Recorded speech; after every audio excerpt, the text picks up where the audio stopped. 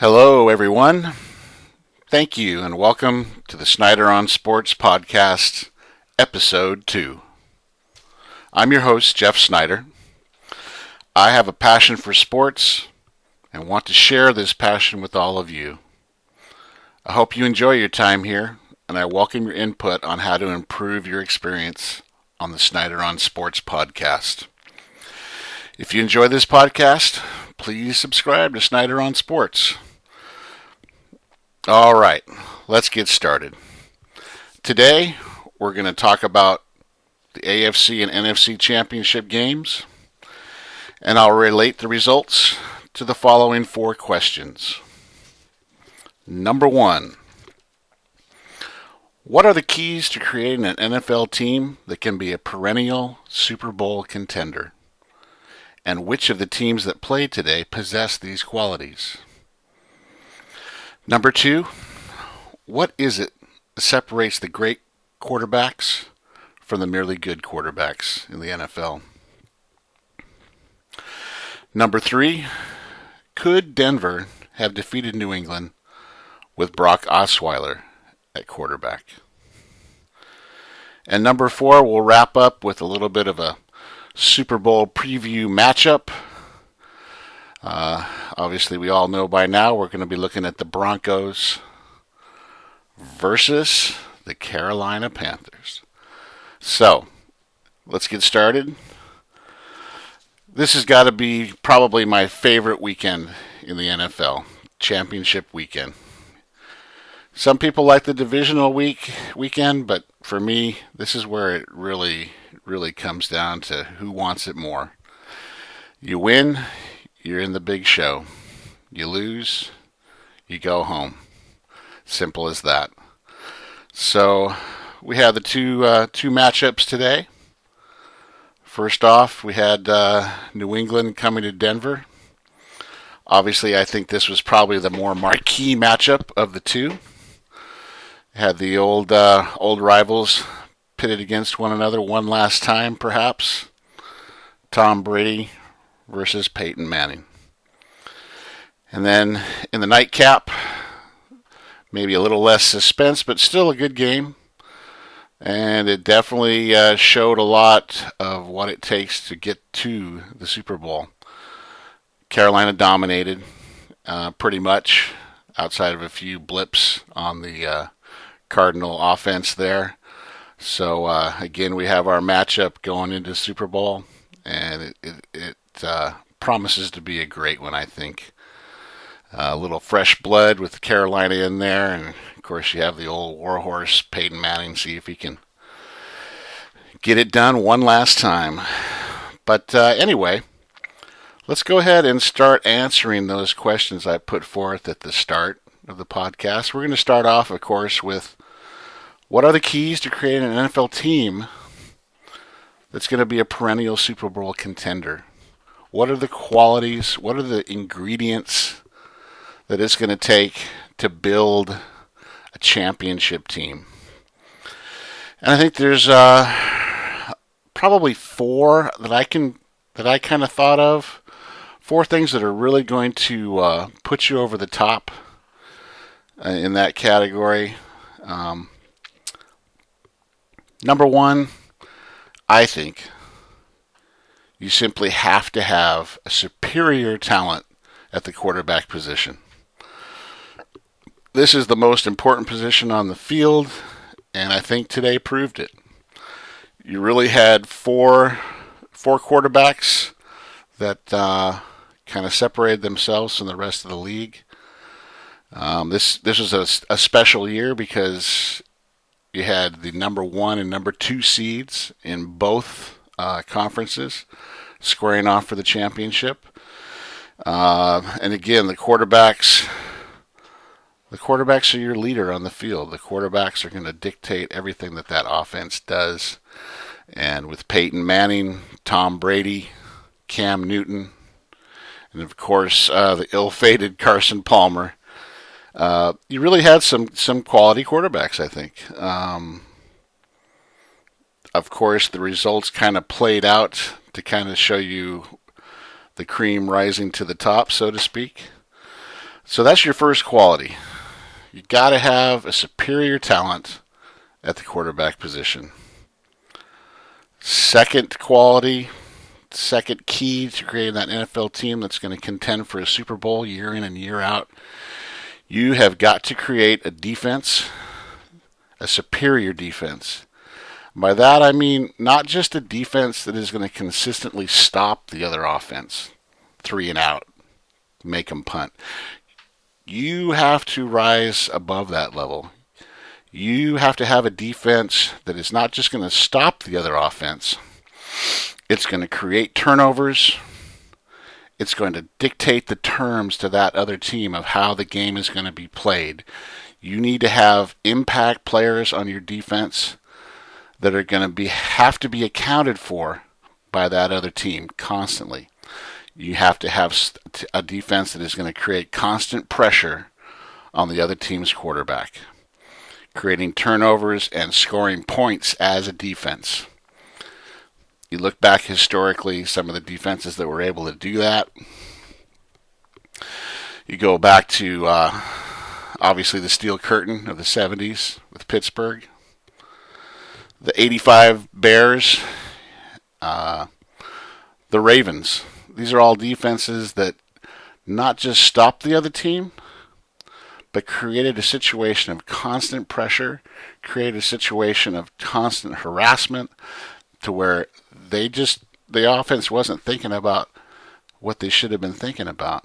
They were more concerned about how are we going to stop these key players on that defense. So that's the second quality. Got to have that superior defense, that turnover creating, point scoring defense.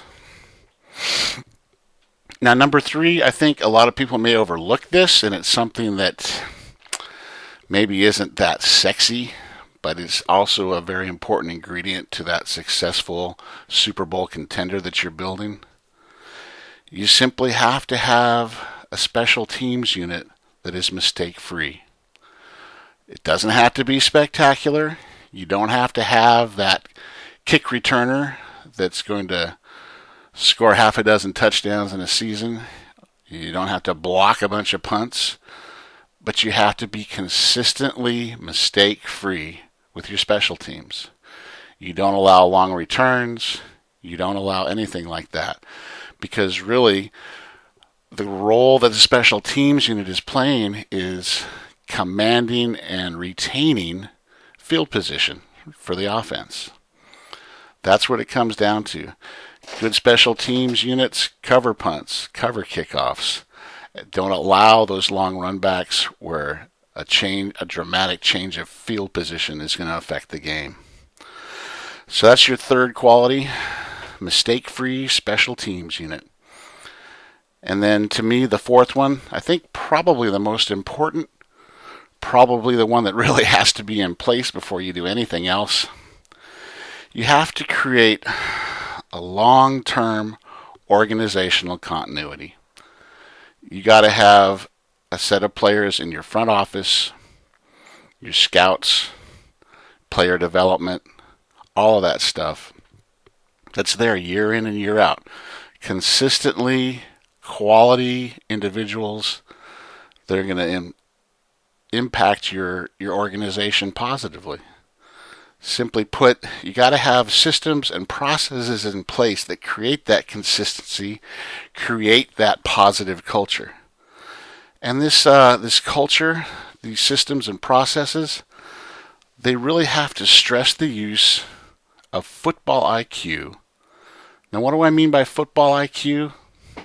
I think, simply put, to me, football IQ is instilling in every individual on the team, every player, what to do in every possible scenario or situation where it's a reaction. You don't have to think for that moment because you don't have that moment to think. You have to recognize the scenario or situation and you have to act upon it immediately. So that's where your football IQ comes in, and that's, I think, an ingredient that a lot of people overlook. It can really turn the tide in a lot of games. So to me, those are the four qualities. Now, when you think about it, I'm sure you watched the games today. I did. It was a lot of fun. But you saw which teams possess these qualities. And I would have to say that the four qualities, I think all of them, Arizona, Carolina, New England, Denver, they've all been able to put in place some long-term organizational continuity. That's what got them to the championship game. These teams did not beat themselves. They, for the most part, mistake-free, and it shows. That's how they got to where they got. Now, when you go on to another quality, the superior defense I'm talking about, now perhaps this is one of the areas where some of the four teams kind of outshone the others. I believe that Carolina and Denver today were the ones that really possessed and demonstrated that superior defensive philosophy. Defenses that pressured the quarterback. Defenses that had impactful players that the offense had to account for on every single down. That would create turnovers that led to points. I think both Carolina and Denver were successful at that today. I think one of the reasons that perhaps New England didn't quite make it this year, as they have in years past, is that defense did not quite measure up to that. They didn't have that impactful defense. Solid defense. Obviously, they had a lot of injuries on both sides of the ball. But when it came time for the championship game, that defense was unable to rise to the occasion and make an impact. And Arizona, the same thing. You know, good solid defense, a lot of good players, but they didn't get to that next level, that level of superiority. And finally, the quality that I talked about, having that superior quarterback in place, I think today kind of showed that a little bit, you know, that you really, I think you were looking at three superior quarterbacks and one good quarterback. I think the superior quarterbacks were obviously Tom Brady, Peyton Manning, and Cam Newton. Now, they were superior for different reasons, but they clearly, all three, I think, played at a level above that of Carson Palmer. Carson Palmer is a solid quarterback in the National Football League. Don't get me wrong. Probably better than, I would say, 90% of the QBs in the league right now. But he doesn't measure up to the other three. The other three have different qualities about themselves that make them special, that have made them special over the years, and Cam Newton is emerging as another one of those special quarterbacks that we can look forward to watching and enjoying, hopefully, for many years to come. So that's kind of how today's results in the games relates to my keys and qualities to creating that Super Bowl contending team. Let's move on. We got the second question. Ooh, this is a good one. I really like this one. What separates the great quarterbacks from the merely good quarterbacks? Wow. I mean, you look at it, and simply to be a starting quarterback in the National Football League, you're awfully good. To be a quarterback in the National Football League that makes it to the AFC Championship game or the NFC Championship game, you're pretty darn good. There's not a lot wrong with what you're doing. But there are certain key ingredients, certain key characteristics that separate the truly superior quarterbacks. I was listening to Colin Cowherd earlier today. He refers to them as the all-timers. That's what he thinks is a superior quarterback, and I agree. Obviously, Tom Brady, Peyton Manning, definitely in that category. All timers. Talking about these guys for years. Shoe in Hall of Famers. And the path that Cam Newton is taking right now, I think is going to lead him to that same level of an all timer. Now, he's got a ways to go. Hopefully, barring any injury, he'll get there. But then, and I really hate to cap on Carson Palmer. He's a good guy, solid quarterback, but he just does not measure up to the other three. So what is it that separates those other three from Carson Palmer? I think there's several things. And I think number one, there's got to be this confidence that borders on arrogance but isn't arrogant, a confidence that instills persistence in that individual. They never think they're beat. They never think that, hey, I made a bad throw, I better back off. No way. Their confidence is supreme. Their persistence is supreme. A couple other things that I think, especially in the modern game, you got to have a certain level of mobility. Now, that doesn't mean you're a running quarterback. That doesn't even mean you have a fast 40 time or you're fast. You have to have that, I call it evadability or escapability. You got to have that ability to avoid defensive pressure long enough to make plays. And going back to the confidence persistence thing, I think I especially saw it in the first game, the AFC game. Several instances for both quarterbacks where they had a man open and they either overthrew, underthrew, and they missed a key reception that probably could have gone on to be a touchdown. Both of them, both Brady and Manning, had that happen to them. But the difference between them and most quarterbacks didn't faze them, didn't bother them.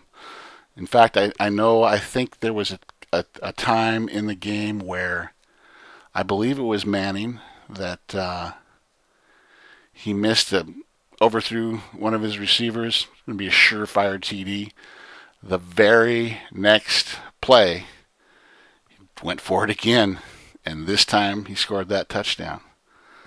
So that's what I mean by that confidence, that persistence that never gives up, never thinks, ooh, man, maybe I made a bad decision. I better, maybe curl up a little bit, maybe back off a little, get a little conservative. It's simply not in their DNA. And you look at Tom Brady's performance today, if you look at his numbers, he didn't have a good game. Not by any stretch. That Denver defense was on him from the get-go. But he never stopped trying. And he almost brought his team back. He almost brought his team all the way back. I mean, right up until the end, going for the 2-point conversion. If he managed that, the game was going into overtime. That's what I mean. He was persistent. Confidence with persistence. He never stopped trying. So, yeah, maybe you can sit back and say, Brady just didn't have it today. But, okay, if Brady didn't have it today and he still came within a failed 2-point conversion of tying the game at the end of regulation, that's saying something. That's saying a lot to me about what type of quarterback he is. And obviously, and a lot of people have said it this year, he made the most with the least. He had a lot of injuries now. Granted, every team has injuries, but man, that offensive line, amazing that they were able to function after so many injuries, so many different lineups, but they made it happen. So again, that's, I think, really what it comes down to, what makes a great quarterback. not just a good quarterback. And the final quality, I think, it's got to be the leadership. It's got to be that on-field leadership and in the locker room, just throughout the whole process of the season. That guy, your quarterback, has to be the leader. He's got to be the guy that says, no matter what, no matter if we have injuries or setbacks, this is what we're going to set out to do, and by God, we're going to do it. And you see that in Tom Brady. You see that in Peyton Manning. Think about all the obstacles he faced this year with injury and, being benched, basically, for someone else, and he never let that keep him from being the leader of that team. When he got back on the field, those guys knew who the leader was. When the New England Patriots go on the field, they know who the leader is. And the same can be said for the young up-and-comer, Cam Newton. He has been able to instill those leadership qualities in the organization to where everybody on that team knows that Cam is the guy. He's going to lead that team. And I think, unfortunately, that's kind of where Carson Palmer falls a little short. He's got the physical tools, the abilities, but he's never been that leader. Now, maybe it's not in his personality to be that type. I don't know. But all I know is that going into those games today, he was the only quarterback that people were talking about and being concerned about. Is he going to rise to the level that he needs to rise to? He had a pretty shaky game against Green Bay. A couple of real almost deer in the headlights moments, interceptions, and this week everything was raised another level, and he really didn't rise to that level. Now, granted, Carolina's got a great defense, and they pressured him, but he didn't react positively to that pressure. He wasn't able to be that leader. He wasn't able to be that great quarterback that rises above that and is still leading his team to victory. It just didn't happen for him. Now, I'd like to go back a little bit to where I was talking about mistake-free special teams as a quality for a Super Bowl contender. And I think there was a great example in the Denver-New England game. That first off, Denver's kick coverage was great today. Nothing spectacular. Didn't create a lot of turnovers, but they prevented New England from having any type of run back and any chance at improving their field position. And that was a key. It's one of those, like I said, it's not very sexy, but you get to the end of the day and you think, wow, well, this is where our offense started their drives from, and this is where the other team started their drives from, and that played a key role. Now, beyond that, you have the case of the New England kicker. Poor Mr. What was his name? Gostkowski, I think it was. Steven Gostkowski. And kickers are kickers, so maybe we don't focus on them as much, but here's a stat for you. Steven Gostkowski had successfully converted 523 consecutive PATs. Now that's pretty impressive. That's a pretty good stat for a kicker. But when it came time for the PAT after touchdown today, he missed it. And at the time, you thought, oh, well, it's 1 point. It's not going to make that big a difference. But it really shaped the way that New England was able to approach the fourth quarter. They were trailing by 8 points instead of 7. 8 points instead of 7. So they knew, Belichick knew, Brady knew, everybody knew that not only were we going to have to score that touchdown, but we were going to have to successfully convert a 2-point conversion in order to tie, in order to take it to overtime. and they can, say all the right things and support their teammate. I think that's great. But had to be in the back of their minds at the end of the game that, Gostkowski, if you had made that frickin' extra point way back when in the first quarter, we wouldn't have to worry about trying to get a 2-point conversion. We could get that extra point, and hopefully this time you'd make it. So again, that really shaped New England's strategy in the fourth quarter. It forced them to do things, forced them to gamble more, and I think it really was a big factor in them coming up short.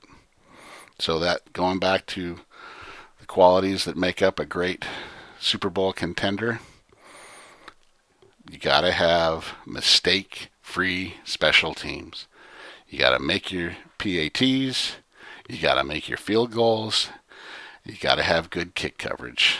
And unfortunately for New England, a missed PAT really figured into their loss today.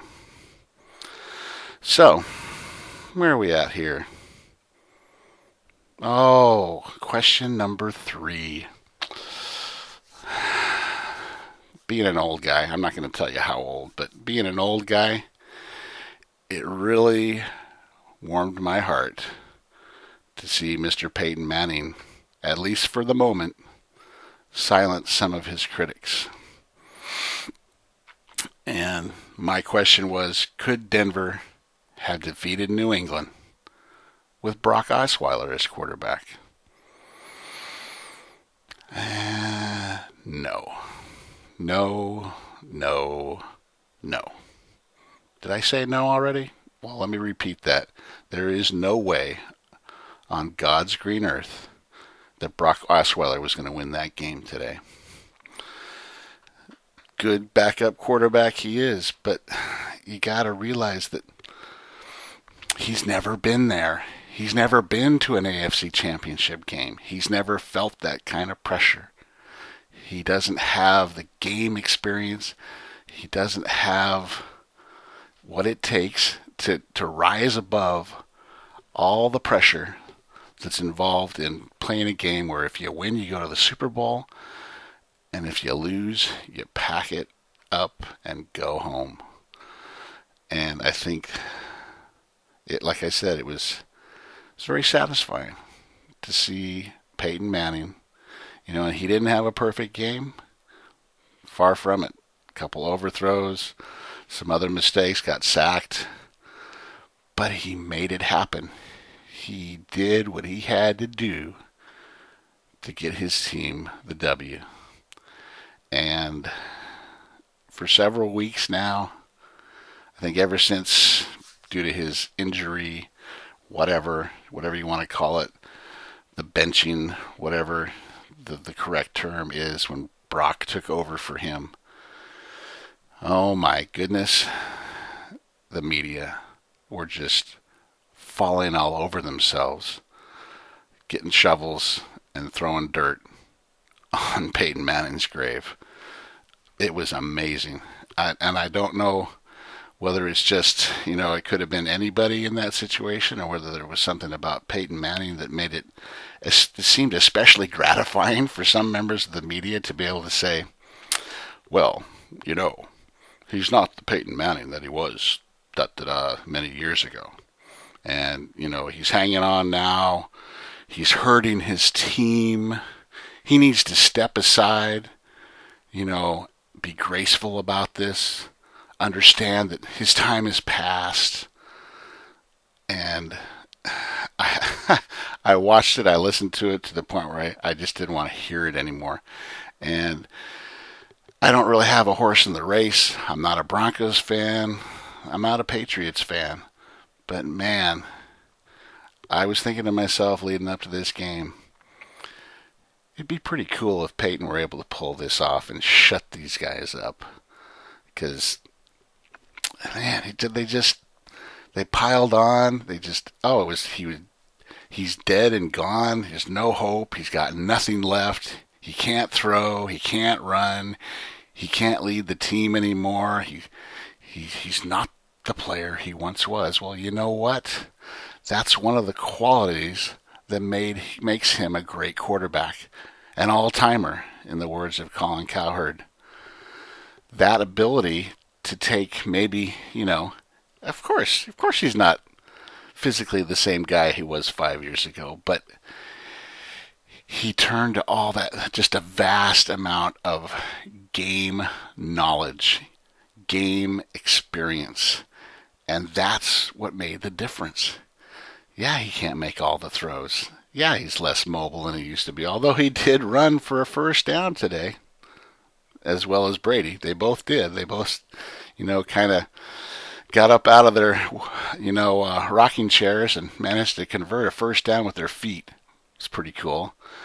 But with Peyton, he's had to endure a lot of criticism, and it was really nice to see him able to rise above, and with the help of his teammates and with the help of his experience, be able to get to the Super Bowl one more time. And we'll see what happens in that game, but pretty sweet. Score one for the old guys, I say. If this is his last hurrah, then this is going to be pretty cool, I think. So, again, in my humble opinion, and I'm trying to be humble here, there is no way that Brock Osweiler would have been able to get that victory for the Denver Broncos today. And it's just a darn good thing that Peyton Manning was able to rise above the pettiness of the media, all the criticism, and just focus on one thing. That's winning the ball game for his team. Because it would have been real easy for him to say, "Oh, I don't have anything left. You say I got to step aside? Okay, I'll step aside. I'm going to go sit on that bench, and you're not going to hear a word one out of me. And when you got a question, you can go pound sand." He could have done that. He's got a career. He's got a Hall of Fame career. He could have walked away, but he didn't. Because that competitive spirit inside of him wouldn't allow it. That competitive spirit was what allowed him to raise his level of excellence to win that game. And kudos to you, Peyton. And, no disrespect to Tom Brady. He fought the good fight today, too. It was great seeing him. Most likely, this is going to be the last time we see this. Last time we're going to see Peyton Manning and Tom Brady square off in the game for all the marbles. And, man, it was fun. And, yeah, neither one of them were at their best. But just that competitive nature, that persistence, oh man, it was just great to watch, And as the game went on and on, you reached that point in the fourth quarter, about 10 minutes left, and New England's still down by that 8 points, and it came down. It's like you see these two great teams, these two great quarterbacks, and it came down to who wants it more. And man, it was close.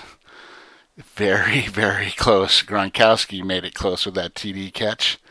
And then, unfortunately, couldn't convert that 2-point conversion. But, man, just the level of respect that exists between Brady and Manning, it's incredible. It's nice to see that they can fight tooth and nail, fight and claw and scratch for their team. But at the end of the game, they meet at the middle of the field. They shake hands, and they're able to have that level of mutual respect.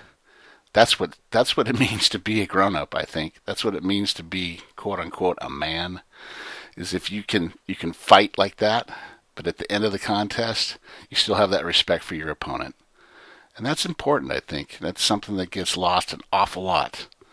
Gets lost an awful lot in today's modern sports world. So it was great to see.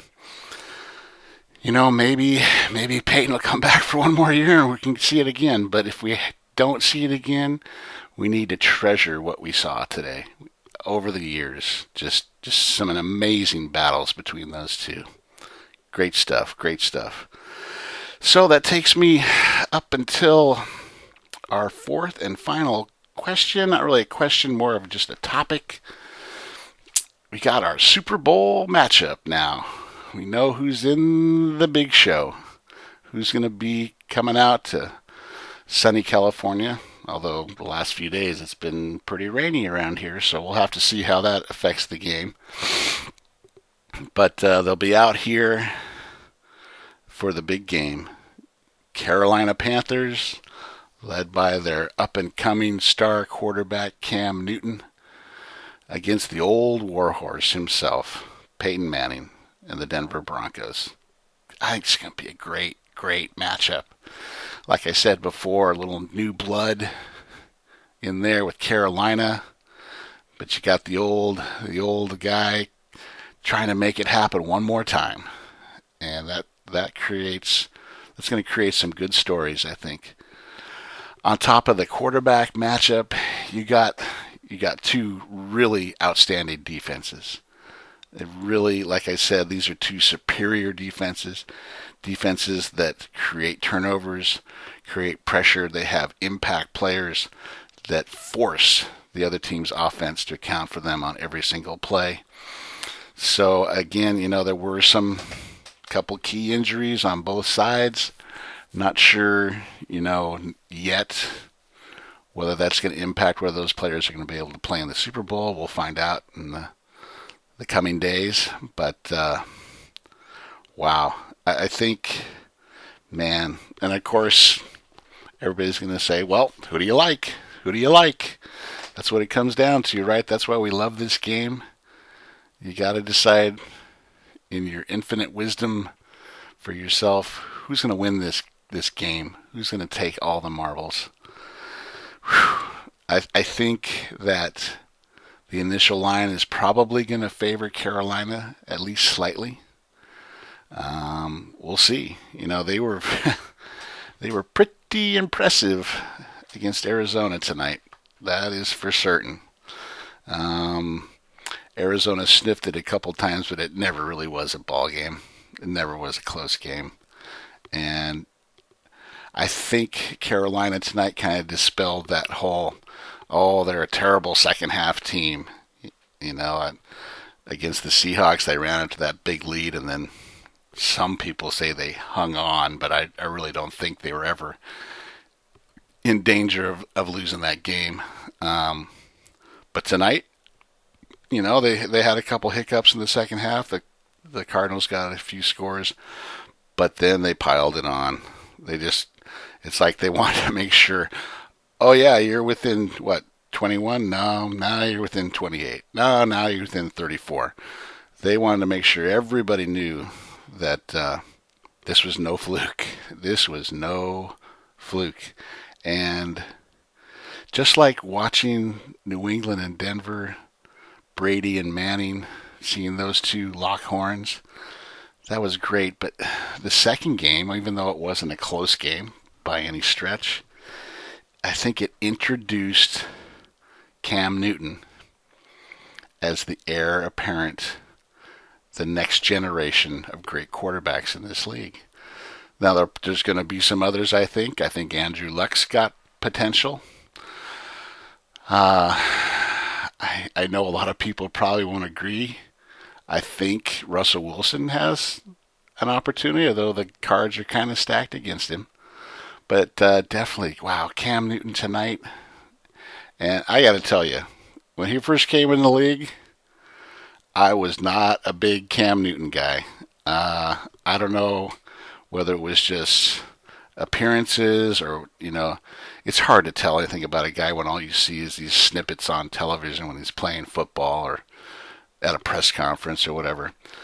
But to be honest, I really thought he was a little on the selfish side, a little on the me side, that kind of stuff. I'll get mine.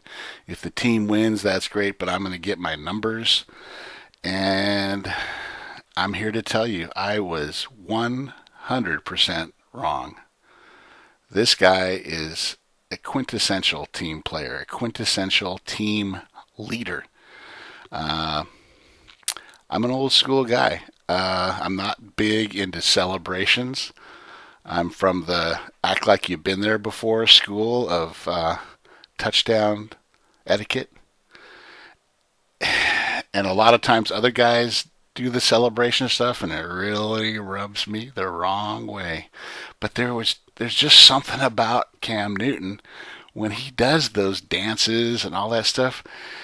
I couldn't get mad at him. I don't know whether it was a turning point for me or what, but I would see that and I'd go, wow, you know what? He's having fun. And I think that's what it is. It's not, he's not there to show up the other team. He's not there to really even draw attention to himself. He just plays the game with such pure joy that he can't help himself. He scores that touchdown and he's got to dance. And trust me, I can't dance. But in my mind, I'm out there dancing with him because this kid is really having a blast at this game. And that's really cool, I think. And that coupled with I don't know if it started with him or other members of the team, but I noticed it tonight and I'd heard about it in prior weeks where if one of the Panthers scored a touchdown, they would immediately pick out a young kid, boy or girl, in the crowd and present them the football. And man, I don't think they understand the impact they have on those kids' lives. I mean, I'm not trying to make it out to be more than it is, but I think we all remember being at that impressionable age, that age where, oh, wow, football. You know, we all had that team that when we were 7, 8, 9 years old, we latched onto, and that was it. You know, oh my God, the Raiders or the Niners or the Cowboys or whoever it was, that when you were at that impressionable age, you saw them and you went, man, that is so cool. So when they do this stuff, you know, handing the football to the kid in the crowd after they score, that's a big moment for that kid. That's a moment that they are never, ever going to forget in their lifetime. And I mean, it's very savvy on the part of the team too, because you are creating a fan for life. I'm telling you, a simple gesture like that is creating someone that is going to be a die-hard fan for your team because of the experience they had with your players. And let's be honest, these teams are making an insane amount of money. Just unbelievable amounts. So I think they can afford losing a couple hundred footballs a year or whatever it is to create that kind of that instant fan base. And I think that's something that professional sports really has to do a better job at. That they have to make that connection with the fan base, you know. Football especially, it can become more of a TV game. Obviously, there's way more fans watching the games at home than there are in a stadium, but still, it's that connection you make that makes it important to them. And you can see that the players get a kick out of it too. I mean, the looks on those kids' faces when they get that ball, it's just like, wow, that's priceless. You can't put a price on that. So I like that about Cam. I like that about the Panthers. I wish every team did that because it really makes a difference. So let me talk a little bit more. You know, I'm on my Cam Newton soapbox, but damn it, I think he deserves it. And I think I was watching the game tonight, and I've seen him a little bit this year, but, you know, not enough to really make a judgment. But he's got those special qualities, okay? He's an athletic, he's a physical specimen. 6'5", 245, 250, whatever. Runs like a deer, has a rifle for an arm. But he has that innate sense of how to use those skills when he needs to. He doesn't use them just to be using them, if that makes any sense at all. It's kind of hard to explain, but I guess the best way I could put it is he has transcendent athletic ability. If you looked for a parallel in another sport, I think you would have to look at like a young LeBron James, someone whose physical abilities were so far above the norm that they just stood out. It just slapped you in the face. Amongst all these great athletes at that level, this guy stood head and shoulders above. And that's what it comes down to with him, with his athletic ability. When he decides to run with the ball, he's putting the onus on the defense, not the other way around. There's a lot of quarterbacks in this league that when they tuck the ball in and go running, you got some defensive guys that are licking their chops. They're going, oh, party time now. We are going to lay the wood to this guy. But the problem with Cam is, outside of maybe some interior linemen, he's bigger, faster, and stronger than the guys that are trying to tackle him. And that gets into guys' heads. That really messes with them, because they've been brought up since Pee Wee football that the quarterback is, it's open season. It's a weaker individual that you are going to take advantage of physically. And when you see him take off and run, you're thinking, oh, finally, I'm going to get this so-and-so. I'm going to pay him back for all the stuff that he's done to my team. But when Cam Newton does it, those guys are thinking, oh, man, how am I going to get this guy down? Because he's a load. He's a load. He's fast. He's agile. And barring any injury, he's going to be something special to watch in the years to come. But going back to him having the ability to use that talent when he needs to, I guess the best way I could describe it is that Cam Newton is not a great athlete that happens to play quarterback. He is a great quarterback that happens to also be a great athlete. And there's a big difference. There's a huge difference. And, I don't want to pile on someone who's kind of had a rough year, but you look at Colin Kaepernick. He, too, has amazing physical abilities. But his abilities as a quarterback do not measure up to that. He is a great athlete that happens to be playing at the position of quarterback. He could, he can make all the plays, but he doesn't have that it factor, that ability that a quarterback has to be a true leader of his men. Someone that has that confidence and persistence, that ability, to just make it happen. To say, fellas, this is what we're going to do, and this is how we're going to do it. Now let's go. And that's the difference. That's the difference that Cam Newton brings to this, is he picks and chooses his spots. Maybe if he wanted to, he could run on every play, but sooner or later someone's going to catch up with him. And he knows that. He knows that he has to use his abilities, all his different abilities, and the number one priority is helping his team win. Not individual stats, none of that.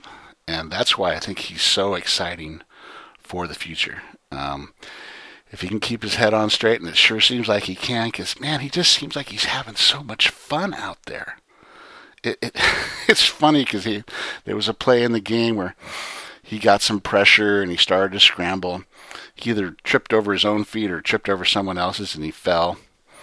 And, the defensive player smacked him pretty good, but he got up and he was laughing. He was joking with the guy. It's like, oh, man, I looked bad there, didn't I? And it didn't affect him one iota. It was amazing. It was, a lot of guys, they're so intent. They are so focused that when they make a mistake like that, they're slamming the ball down and yelling, kicking, cussing, whatever. Cam was just like, oh, man, that was pretty stupid. And that was it. He was on to the next play. That, I think, is also a great quality he has. He has that ability to have that instant amnesia. So when he has a bad play or a bad moment or even a bad game, when it's done, it's done. He's not dwelling on it. He's moving on. He's staying in the moment, and he's getting ready for the next opportunity to help his team win. And that's, man, he's truly something special. I was really impressed by what I saw, and man, I can't wait to see him in the Super Bowl. It's going to be great. Those two defenses squaring off against these two great quarterbacks. I think we're in for a real treat. So that's about all I got tonight for you, but I hope you enjoyed what I had to say. I welcome all your comments to help me improve your experience here.